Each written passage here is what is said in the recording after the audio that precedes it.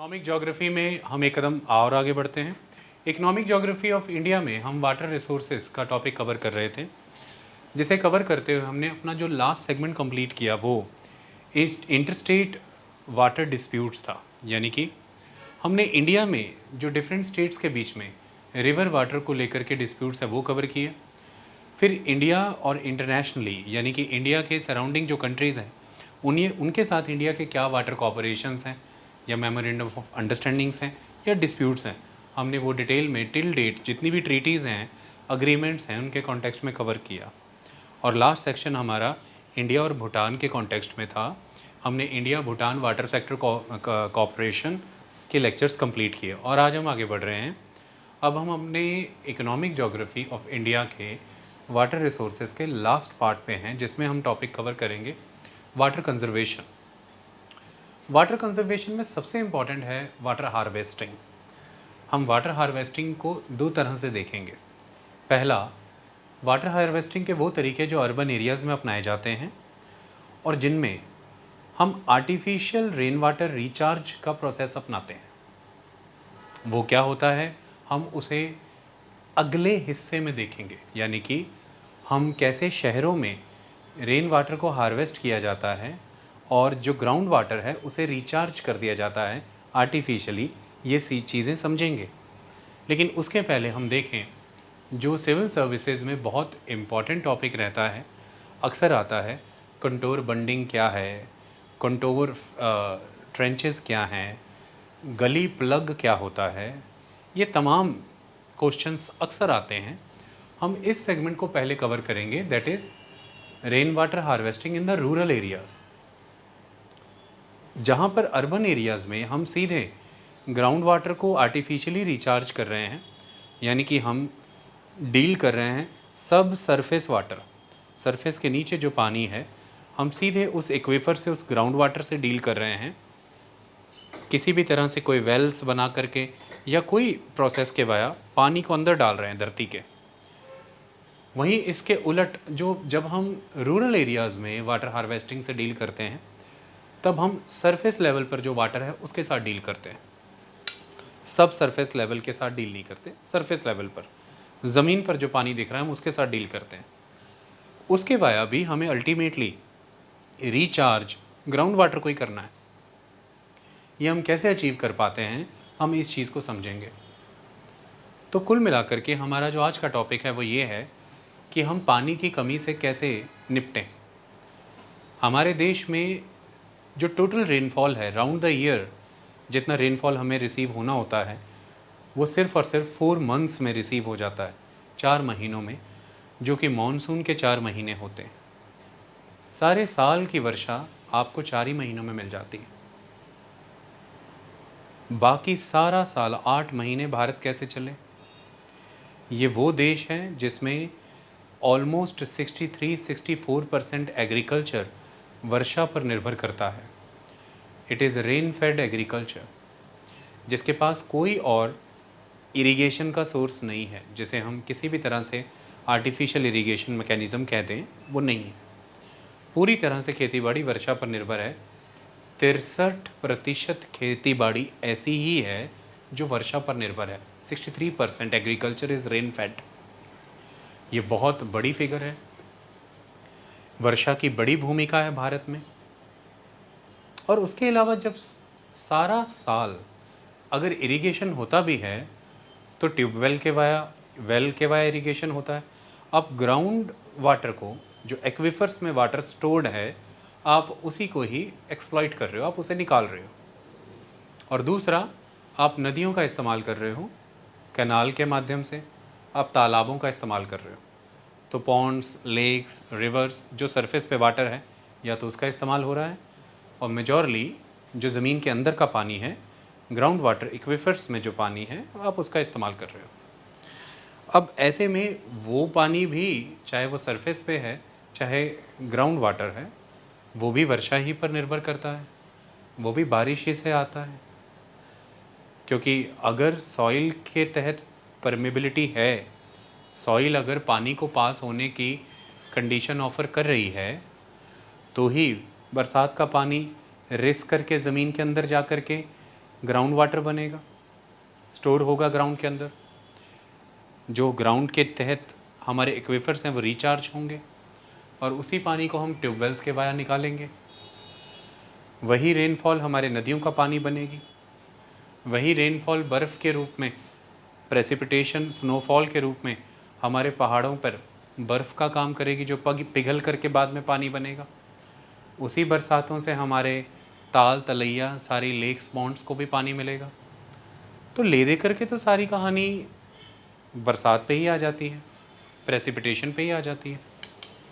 सारी स्टोरी उसी के अराउंड रिवॉल्व करती है और वो हमें पूरे वर्ष में मात्र 4 महीनों में मिलती है। अब 4 महीने में जो पानी हमें मिल रहा है, ऐसे में हमारे देश में 63% के अराउंड एग्रीकल्चर रेन फेड है। हम कैसे एग्रीकल्चर सेक्टर की, इंडस्ट्रियल सेक्टर की, हाउस होल्ड या डोमेस्टिक सेक्टर की ज़रूरतों को पूरा करें? ये कैसे पूरा हो सकता है 4 महीने की इस बारिश के साथ? उसका फिर सॉल्यूशन यही बनता है कि हम उस वाटर को कंज़र्व करें। हम उस वाटर को कंज़र्व करें और फिर बाद में अपनी एग्रीकल्चरल, इंडस्ट्रियल या डोमेस्टिक नीड्स के लिए हार्वेस्ट कर लें।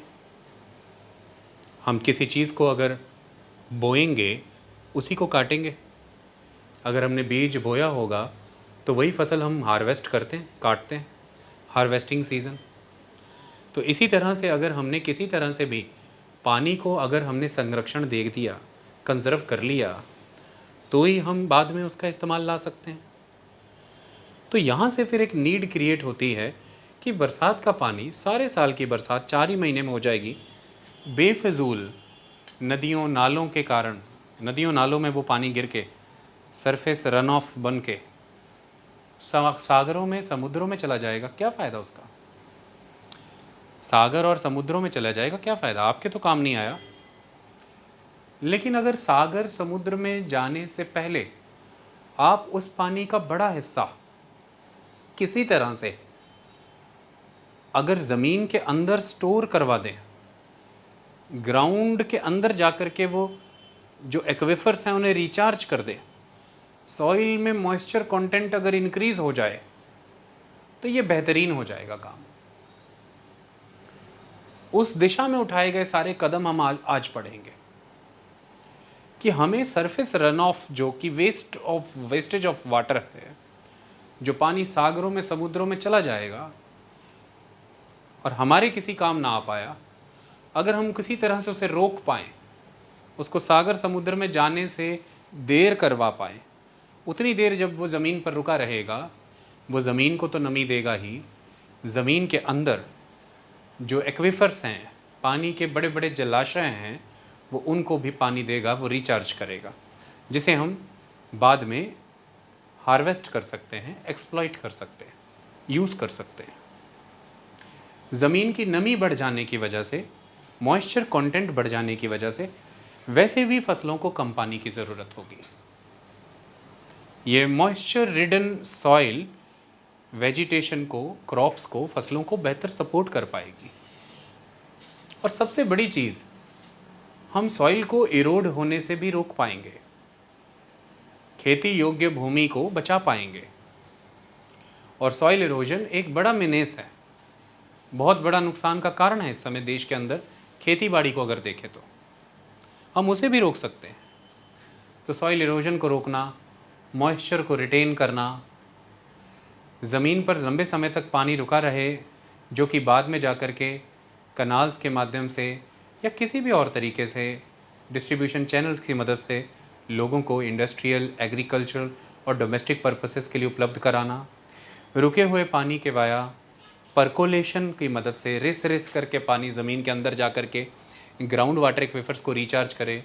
जिन रिचार्ज हुए ग्राउंड वाटर एक्वीफर्स को बाद में हम हार्वेस्ट करें ट्यूबवेल्स की मदद से या वेल्स की मदद से, और जिसकी वजह से हमेशा सॉइल में भी वैसे भी नमी रहेगी, तो पानी की कम ज़रूरत रहेगी। ये सारी चीज़ें हो जाएंगी अगर हम वाटर हार्वेस्टिंग के तरीक़ों को अपना लें। इन चीज़ों को ध्यान में रख के वाटर हार्वेस्टिंग के अलग अलग मेथड्स बुने गए हैं, तैयार किए गए हैं। इतनी बात क्लियर है? वाटर हार्वेस्टिंग के ग्रामीण इलाकों में, रूरल एरियाज़ में जो तरीके हैं हम उन्हें देखने की कोशिश अब करेंगे। मैं अलग अलग इमेजेस के वाया आपको ये दिखाऊंगा और समझाऊंगा। तो शुरुआत करते हैं इकोनॉमिक ज्योग्राफी ऑफ इंडिया में वाटर रिसोर्सेज के अंदर, वाटर कंजर्वेशन के अंदर, वाटर हार्वेस्टिंग के ये सभी तरीके ग्रामीण इलाकों में। तो शुरुआत करते हैं कि वर्षा के जल का संचय यानी कि हार्वेस्ट कैसे किया जाए। सो topic is rain water harvesting. It is one of the most effective methods of water management and water conservation. ये वाटर मैनेजमेंट और वाटर कंजर्वेशन का बहुत ही इफेक्टिव मेथड है। कौन है? Water harvesting. पानी का प्रबंधन करने का, पानी को संरक्षण देने का एक बहुत ही बेहतरीन तरीका है जल का संचय करना, वाटर हार्वेस्टिंग करना। It is the term, water harvesting term किसके लिए यूज़ होती है? It is the term use to indicate the collection and storage of rain water for human, animals and plant needs. तो मेन टर्म जो इसके लिए दो यूज़ होंगी वो ये कि वाटर हार्वेस्टिंग का सिंपल मतलब आप ये समझ लीजिए कि आप कलेक्ट कर रहे हैं, स्टोर कर रहे हैं रेन वाटर को।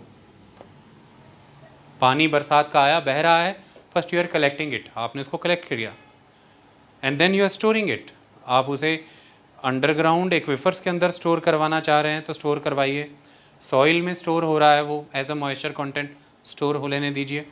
आपने उसे किसी मेसनरी वर्क की मदद से अगर कोई पॉन्ड या कोई और टैंक में लाइनिंग कर दी है सीमेंटिंग, उसमें स्टॉक करके रखना चाहते हैं तो उसमें स्टोर करके रखिए।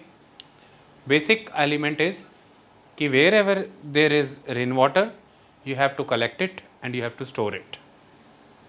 सो collection and storage of rain water है, it is the rain water harvesting, that's all, it's very simple. And what is the purpose of that? The purpose of that is so that you can use it for human, animals and plant needs। पौधों की ज़रूरतें, खेती बाड़ी हैं, जानवरों की ज़रूरतें हैं, मानव की ज़रूरतें, इन सब के लिए इस्तेमाल करें। So overall water harvesting involves collection and storage of rainwater at surface or in subsurface aquifers before it is lost as surface runoff। तो सिंपल कहानी है कि रेन वाटर हार्वेस्टिंग का मतलब है कि कलेक्शन करना है और स्टोरेज करना है रेन वाटर का, चाहे सरफेस लेवल पे, जो हम अभी पढ़ेंगे रूरल एरिया वाला, चाहे सब सरफेस लेवल पर, ज़मीन के अंदर। हमने पढ़ा शहरों में हम ऐसा करेंगे कि सीधा पानी ज़मीन के अंदर डाल देंगे, ठीक है, जैसे छत पे सारा पानी गिरा। आपने देखा होगा जितने भी घर बनते हैं ब्रिटेन में, ऑस्ट्रेलिया में या कनाडा में या अमेरिका में, इस तरह से टेपर रूफ है, छत पे पानी गिर रहा है, चारों तरफ एक पाइपलाइन है, वो एक ड्रेन से कनेक्टेड है, जहाँ सारी ड्रेन एक ड्रेन से कनेक्टेड है, पीछे चला गया, ड्रम में पानी इकट्ठा हुआ, ड्रम नीचे ज़मीन के अंदर जाता है एक पाइप, वो ज़मीन के अंदर जो पाइप जा रहा है वो ज़मीन के नीचे उस हिस्से तक पाइप चला जाएगा जहाँ पर जो ज़मीन के नीचे पानी है उसमें पानी छोड़ देगा, जो भूमिगत जल है उसमें जल छूट जाएगा। इस तरह से ये रूफ टॉप, छत पे गिरे हुए पानी का हार्वेस्टिंग है, roof top rain water harvesting. शहरों में करेंगे हम इसको, तो इसको हम अभी लेकर के चले सब सरफेस एक्विफर्स सिस्टम पे, वो हम बाद में करेंगे, हम करेंगे अभी सरफेस लेवल पर। So rain water harvesting involves the collection and storage of rain water at surface और sub surface aquifers before it is lost as a surface run off. बह कर के पानी समुद्रों में ना चला जाए उससे पहले पहले ये कर लो। और फिर जो पानी हमारे पास बढ़ गया अब, so the augmented resources can be harvested in the time of need। फिर उसी पानी को हम समय के मुताबिक जब हमें ज़रूरत होगी हम तब उसका हार्वेस्ट कर लेंगे। Okay, we will harvest that augmented water resources at the time of need, जब भी खेती करनी है या जब भी इंडस्ट्रियल वर्क करना है, what ever the requirement is. तो मोटा मोटा water harvesting is the collection and storage of rain water. Okay, दो जगह पे, सरफेस लेवल पे मैनेज करिए या सब सरफेस लेवल पे मैनेज करिए। अभी हम ग्रामीण स्तर पर पढ़ाई करेंगे तो सरफेस लेवल पे ही मैनेज करेंगे ज़्यादातर, बाद में हम सब सरफेस लेवल पे देखेंगे। तो शुरुआत हो रही है और शुरुआत में हम कहते हैं water harvesting in the rural areas. जब हम रूरल एरियाज़ में वाटर हार्वेस्टिंग की बात करते हैं तो एक तो ग्रामीण इलाकों में खुली ज़मीन बहुत है, मैसनरी वर्क कम हुआ है, मेटेलिक काम कम हुआ है, यानी कि पक्की ज़मीन कम है। जैसे शहरों में घर पक्के, सड़कें पक्की, सब कुछ पक्का, everything is metallic, everywhere there is pavement, everywhere there is a lining of material, concrete. ऐसा गांव में तो नहीं है। तो rural area they are very open, large areas are there, first one. Second, unlined है, नॉन मैसनरी है, पक्के नहीं है, कच्ची ज़मीन है। ये दो चीज़ें हैं। इसलिए हम ज़्यादातर जो कोशिशें ग्रामीण इलाकों में करते हैं वो ये कि ज़्यादा ज़मीन है, ज़्यादा पानी को रोक इकट्ठा करने के लिए, ज़्यादा पानी रोकने के लिए we have more land. Otherwise उतने इलाके में तो पूरी शहर की एक कॉलोनी आ जाएगी। तो वहाँ ज़्यादा ज़मीन है, ज़्यादा पानी इकट्ठा करने के लिए। और दूसरी बात यहाँ पर यह है कि ज़मीनें कच्ची हैं तो हम सरफेस स्प्रेडिंग मेथड्स यूज़ करते हैं। तो ग्रामीण इलाकों में ज़्यादातर कोशिश ये है कि ज़्यादा जगह है हमारे पास और ज़मीनें हमारे पास कच्ची हैं, तो हम फॉलो करते हैं सरफेस स्प्रेडिंग टेक्निक्स। पानी को ज़मीन पर फैलाओ, पानी को ज़मीन पर फैला दो, कोई दिक्कत की बात नहीं। तो उसके वाया हम ज़मीन में नमी बढ़ा लेते हैं और ज़मीन के अंदर का जो पानी है वो रिचार्ज कर लेते हैं। That's all. So water harvesting in rural areas, rain water harvesting is taken up considering watershed as a unit. हम जब ग्रामीण इलाकों में रेन वाटर हार्वेस्टिंग करते हैं तो हम बतौर यूनिट किसे इस्तेमाल करते हैं? हम बतौर यूनिट वाटरशेड को इस्तेमाल करते हैं। बिल्कुल इससे अलग, जब हम अर्बन एरियाज़ में rain water harvesting taken up करते हैं तो हम कंसिडर करते हैं हाउस होल्ड लेवल पर। हाउस होल्ड लेवल पर रेन वाटर हार्वेस्टिंग हो रहा है। हर हाउस होल्ड की रूफ टॉप पर जो पानी गिर रहा है उसका प्रबंध उसी हाउस होल्ड के लेवल पर किया जाए कि पानी ज़मीन के अंदर चला जाए, भूमिगत हो जाए और भूमिगत पानी को जाकर के रिचार्ज कर दे, अंडरग्राउंड को वाटर को जाके रिचार्ज कर दे। सो जो यूनिट होता है, जिस यूनिट पे काम करना होता है हमने, वो हाउस होल्ड्स होते हैं अर्बन एरिया में। लेकिन जब हम रूरल एरिया की बात कर रहे हैं तो rain water harvesting is taken up considering the watershed. आप वाटरशेड को टेकन अप कर रहे हैं, एक वाटरशेड इज़ द यूनिट। अब वाटरशेड यहाँ पर क्या है हमें क्लियर है। The watershed here is, this is the one mountain, this is the place and this is the another mountain, this is the place and this is the another mountain। तो अब ऐसे में तो यहाँ पर लोग बाग बस रहे हैं, खेती बाड़ी हो रही है, यहाँ खेती बाड़ी हो रही है, लोग बाग बस रहे हैं। तो this particular slope of the mountain and this particular slope of the mountain, तो ये माउंटेन 1, ये माउंटेन 2, इसका ये हिस्सा और इसका ये हिस्सा इस पर्टिकुलर रीजन के लिए पानी कंट्रीब्यूट कर रहा है ना? पानी कंट्रीब्यूट कर रहा है ना इस पर्टिकुलर रीजन के लिए। सारी ढलान इधर से इधर को आ रही, इधर से इधर को आ रही। इतनी बात समझ में आई? और इसी तरह से इस पीक पॉइंट के इस तरफ आ जाए तो इसी माउंटेन की जो ये स्लोप है, ये पानी इस तरफ दे रही है एरिया बी को, इसी माउंटेन की जो ये स्लोप है वो पानी एरिया ए को दे रही है। तो इस तरह से this mountain is a particularly a watershed point. पानी यही शेड कर रहा है, पानी यही दे रहा है दोनों इलाकों को, है ना? और इसी तरह से एक इस माउंटेन को हम वाटरशेड डिवाइड भी कह सकते हैं। यानी कि इस इलाके में जहाँ जहाँ से पानी गिर रहा है और इस इलाके में जहाँ से भी पानी गिर रहा है, इन दो इलाकों को डिवाइड करने का काम कौन कर रहा है? ये माउंटेन। तो it's a watershed divide. Okay. तो अमूमन हम जब किसी भी रीजन में बात करते हैं, कहीं पर भी आप हैं, गांव में, घर में, ओपन एरिया में आप जब हैं, तो आप रेन वाटर हार्वेस्टिंग की प्लानिंग कहाँ करेंगे? जिन भी किन्हीं ऊंचे इलाकों से पानी आ रहा है किसी नीचे इलाके की तरफ, वो सारे रीजन को ही कंसिडर करेंगे ढलान को देखते हुए, स्लोप को देखते हुए। तो वो ऊंचे इलाकों से जो पानी नीचे इलाकों की तरफ आ रहा है, तो ये पूरा का पूरा एक वाटरशेड है। This region is a one watershed, है ना? तो ऐसे में जब हम रूरल एरियाज़ में प्लानिंग करते हैं रेन वाटर हार्वेस्टिंग की, तो जो यूनिट ऑफ प्लानिंग होता है, जिसको ध्यान में रख के योजना बनाई जाती है, वो एक वाटरशेड होता है। क्योंकि वहीं से सारी छोटी छोटी गलीज़, छोटी छोटी स्ट्रीम्स या मेजर बिग स्ट्रीम सब वहीं से निकल के आ रही हैं एक रीजन की तरफ। तो that whole watershed is a unit of planning in the rural areas. We will follow that. Okay. तो वो कह रहे हैं कि rain water harvesting rain water किधर चला गया boss? Rain water harvesting in rural areas.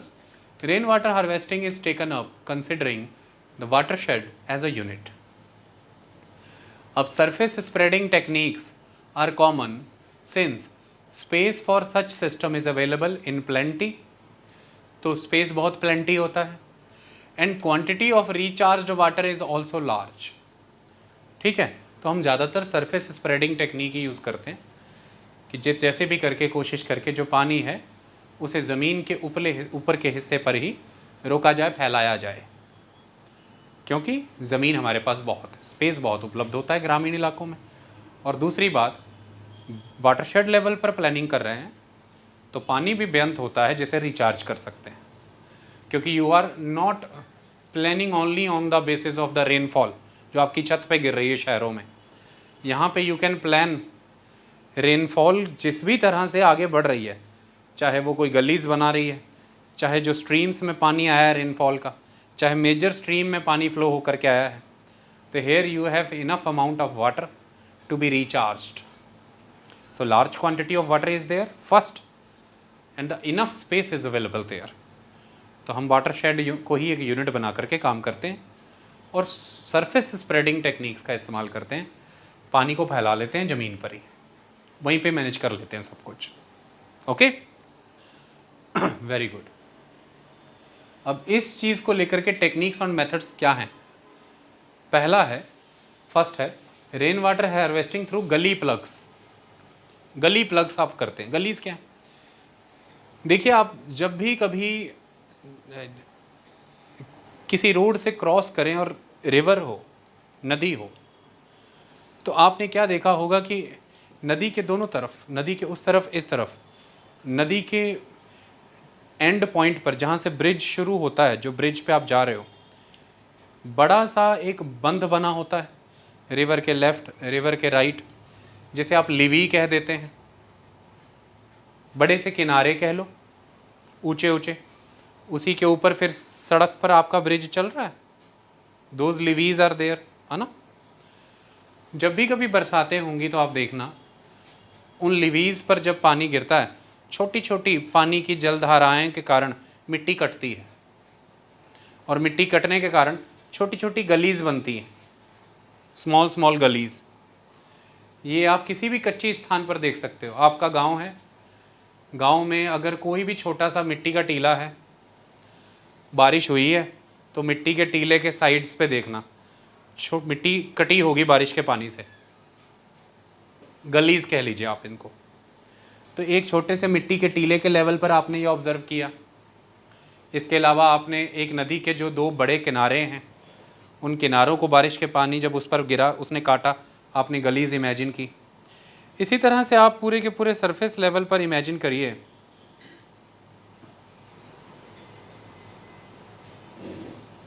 मैं इमेज भी निकाल लेता हूँ.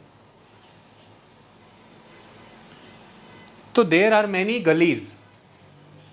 बारिश का पानी आया, छोटी छोटी छोटी छोटी गलीज क्रिएट हुई, उनमें पानी आ गया, और वो छोटी छोटी गलीज पानी जा कर के दे रही हैं स्ट्रीम्स को, और वो स्ट्रीम्स पानी जा कर के दे रही हैं आगे मेन स्ट्रीम्स को. मेन स्ट्रीम्स माने मेजर रिवर. तो छोटी छोटी गलीज इस तरह से तमाम होती हैं. कोई भी एक वाटरशेड रीजन आप ले लेंगे जिसके अंदर कई गांव आते होंगे, जहाँ से पानी हर जगह से कंट्रीब्यूट हो रहा है, तो देयर आर मैनी स्मॉल गलीज. उन गलीज को ही प्लग कर दीजिए, उन्हीं को ही आपको रोकना है. तो मैं आपको दिखा देना चाहता हूँ, आपको इस तरह से नज़र आ जाएंगी. There are many small gullies. ऊंचे से नीचे की तरफ जब जगह आती है, वाटरशेड रीजन है ना ये, तो पानी ऐसे काटता है ज़मीन को. Okay, so there are many small small gullies. ये देखिए, वो जो मैं दिखाना चाहता था आपको यहाँ पर दिख जाएगा.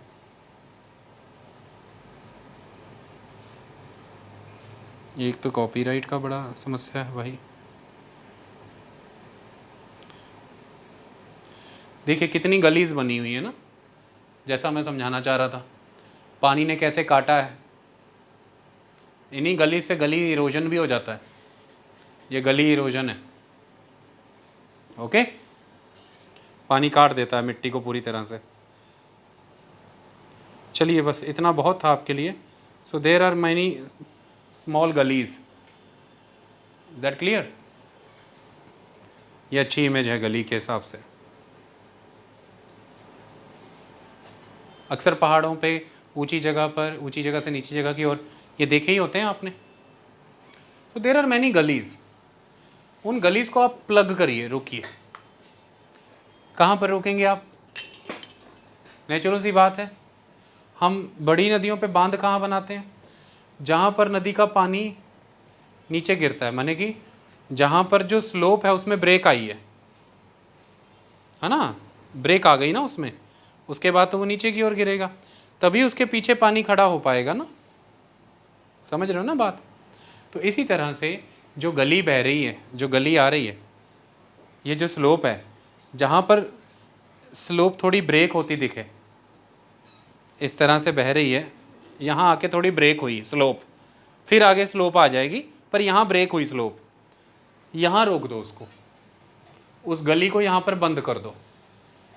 और बंद करने के लिए लोकली अवेलेबल जो मटेरियल ग्रामवासी इस्तेमाल करते हैं, कोई बहुत ज़्यादा लंबा चौड़ा काम नहीं है। मैंने यहाँ पर मटेरियल लिखा है, लोकल स्टोन्स ले लेते हैं, क्ले ले लेते हैं, और जो झाड़ियाँ होती हैं बुशेस, ठीक है। तो आपने पत्थर ले लिए लोकल गोल, जितने भी, कई बारी कॉबल्स मिल जाते हैं, ग्रेवल्स मिल जाते हैं, कॉबल्स ले लिए, छोटे बोल्डर ले लिए, वो इकट्ठे किए, क्ले ले ली ताकि जो उनके बीच का स्पेस है उसे चोक कर सकें। और क्ले के साथ ये कैसे कर पाएंगे? लोकल झाड़ियाँ, उसको क्ले में अच्छे से मिला लिया, है ना। जैसे आप सब जानते ही हैं, हम काऊ डंग से कैसे बनाते हैं पाथियाँ, दैट काऊ डंग केक्स। क्या करते हैं, जो कटी हुई फसल का बचा हुआ जो स्टॉक है उसको चॉप कर किया होता है, उसको अच्छे से गेहूं में गूंद दिया जाता है, मढ़ दिया जाता है अच्छे से, और बाद में उसी से एक स्ट्रक्चरल स्ट्रेंथ मिल जाती है और काऊ डंग केक्स बनते हैं। ठीक ऐसे ही आप स्टोन्स लीजिए लोकल, आसपास की झाड़ियाँ लीजिए, क्ले लीजिए, आसपास में जो मिट्टी है उसे लीजिए, आपस में मिलाइए, तो स्टोन्स लगाइए, उनके बीच में इसे फिल करिए, भरिए, पूरा चौक हो जाता है रास्ता। इस तरह से इस गली में जो पानी आएगा वो पानी रुक जाएगा। और कितनी हाइट होगी? बहुत ही लिमिटेड हाइट होगी इस प्लग की, कि उससे ऊपर का जो पानी है वो तो निकल ही जाएगा आगे, लेकिन मोस्टली इस तरह से गलीज प्लग हो जाती है। ओके, तो वही चीज़ लिखी गई कि मटेरियल यूज़ करिए, local stones, clay and bushes. Benefit क्या है? आप conservation of soil and moisture, दो चीज़ें आप कंजर्व कर पाएंगे।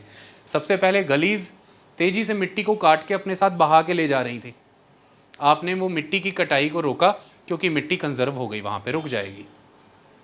और सेकंड, इतनी गलीज हैं छोटी छोटी सारी, उनके पीछे पानी रुका हुआ है अब थोड़ा, तो इससे सॉइल का मॉइस्चर रिटेन होगा।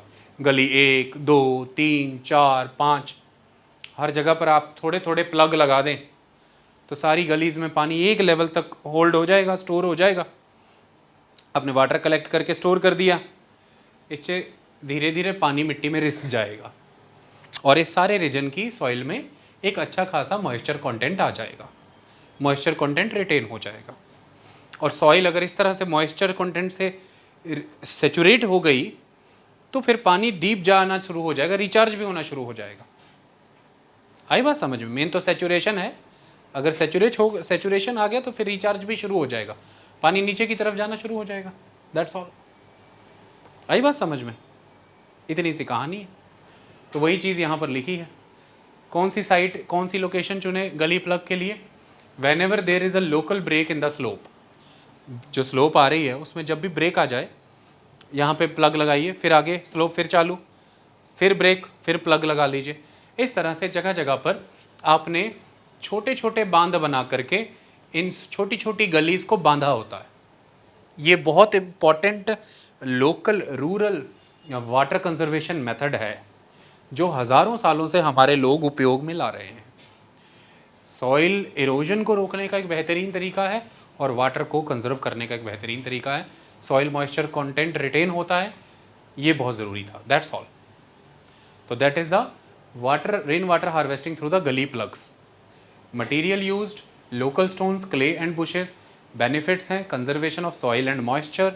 और किस तरह की लोकेशंस चुने? whenever there is a local break in the slope, that's all. Book में इसके लिए जो इमेज आपको दिखाई गई है, हालांकि मैंने तो इमेजेस आपको दूसरी दिखा दी हैं, हम बुक की इमेजेस भी लेकर के चलेंगे क्योंकि अल्टीमेटली तो बुक की फिगर्स डायग्राम्स के बारे ही आपको जाना है। तो बुक में सिंपली आपको क्या दिखाया गया है, देखिए बुक में सिंपली आपको दिखाया गया है, ये वाटरशेड के रूप में दिखाया गया है, ऊंची स्थान, ये ऊंचा स्थान, ये नीचा स्थान, है ना। तो यहाँ पर देखिए ये छोटी छोटी गलीज आ रही हैं और उनके रास्ते में डार्क ब्लैक कलर के ये प्लग लगे हुए हैं, गली प्लग्स, दैट्स ऑल। क्लियर हुई इतनी बात? ओके, तो that is the first method of, that is gully plug. Next, अब थोड़ा और बड़ा इंतज़ाम करना होगा, वो बड़ा इंतज़ाम कैसे करेंगे उसको समझ लेते हैं। Rain water harvesting through contour bunding, that is contour bund या बंध, एंड ट्रेंचेस। तो ट्रेंचेस की मदद से रेन वाटर हार्वेस्ट करें और बंद बना करके रेन वाटर हार्वेस्ट करें। चाहे ट्रेंच बनानी है या बंद बनाना है, दोनों कंटोर्स पे बनाना है, कंटोर्स पे बनाना है। तो कंटोर्स क्या है वो हम आपको बता देते हैं, कंटोर के बारे में समझा देते हैं। देखो ध्यान से समझो, अगर हम बात करें, सपोज कीजिए कि ये जो माउंटेन है ना, जैसा माउंटेन, इस साइड से भी बंद कर लीजिए इसको, हर तरफ से बंद कर लीजिए, सब माउंटेन है। तो ऐसे में ये ग्राउंड लेवल है, सपोज थोड़ी देर के लिए, वैसे तो सी लेवल से देखते हैं, अभी आप समझिए ये है। तो यहाँ से यहाँ तक एक एलिवेशन है, यहाँ से यहाँ तक एक है, यहाँ से यहाँ तक एक और है कि नहीं? आप कितने एलिवेशन पर बैठे हैं, कितनी ऊंचाई पर हैं, ये इंपॉर्टेंट बात है। तो एक पहाड़ है ऐसे ट्रायंगुलर कोन की तरह, जैसे टोपी पहनते हैं बर्थडे पे बच्चे, है कि नहीं? उसकी टोपी को बेस से लेकर के टॉप तक अलग अलग पॉइंट पर डिफरेंट डिफरेंट एलिवेशन पे आपने लाइनें घुमा दी मार्कर से। तो कोई भी एक लाइन को जब टोपी की किसी भी साइड से देखोगे तो वो क्या दर्शा रहा है? That line is the line joining the places of equal height, line joining the places of equal height, है कि नहीं? अगर यहाँ पर मैं आपको करके बताऊँ तो उदाहरण के तौर पर वो दीजिए, अपना पेज दीजिए।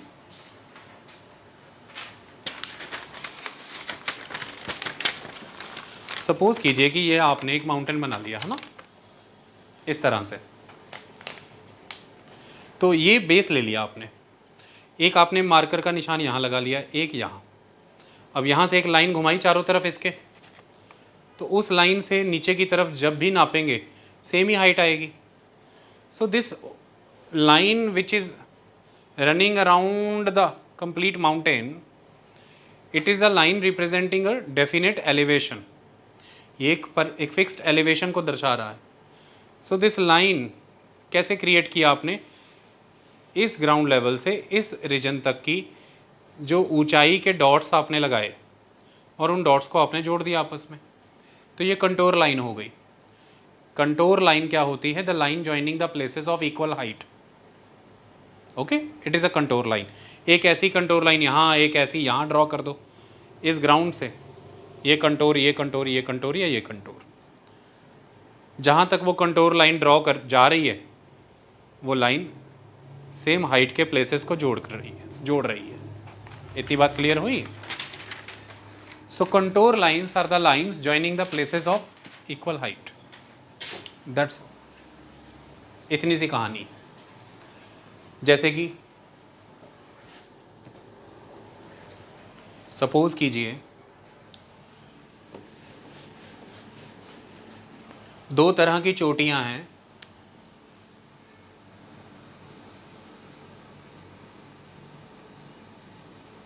क्लियर हो गया? ये चोटियां हैं,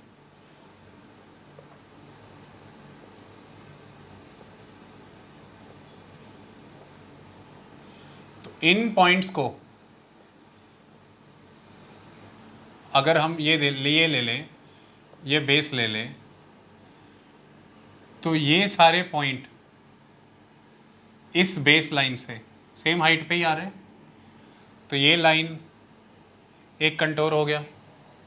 और अगर हम ये चोटियां ले लें तो ये एक हाइट हो गई, एक कंटोर लाइन दूसरी कंटोर लाइन, है ना, line joining the places of equal height, the places of equal height, line joining the places. तो कंटोर बंडिंग क्या है? कंटोर बंडिंग कहाँ प्रैक्टिस होती है मेजॉरली? जैसे कि जहाँ पर slopes, mountain areas, plateau areas, इन रीजन्स में आपको कंटोर बंडिंग करनी पड़ती है। जहाँ पर ठीक ठाक ढलान है, there you need to do the contour bunding. तो वो क्या करते हैं, आप एक माउंटेन है आपके सामने और आपने अलोंग द कंटोर लाइन आप बंद बना देते, बांध बना देते।